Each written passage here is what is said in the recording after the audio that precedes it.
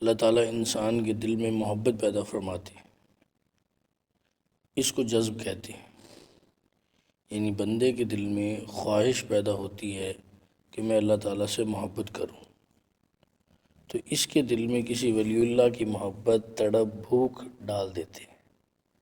جیسے اللہ تعالیٰ جب رزق دینا چاہتے ہیں تو روٹی کی طلب پیدا کر دیتے ہیں، پھر آدمی رزق کی تلاش کرتا ہے۔ جس طرح ظاہری رزق کے لیے بھوک کا ہونا ضروری ہے، اسی طرح باطنی رزق کے لیے بھی طلب کا ہونا ضروری ہے۔ جتنی محنت کرے گا عنایت الہی اتنی ہی آئے گی۔ آج کل طلب نہیں رہی بلکہ پیدا کی جاتی ہے۔ مشائخ دلوں میں طلب پیدا کرتے ہیں، بار بار نصیحت کر کے کہ اپنے دل میں طلب پیدا کرو، کیونکہ طلب ہے نہیں، اس لیے اللہ کی محبت حاصل نہیں ہوتی۔ اگر طلب ہوتی تو پھر مشائخ کو در در نہ جانا پڑتا۔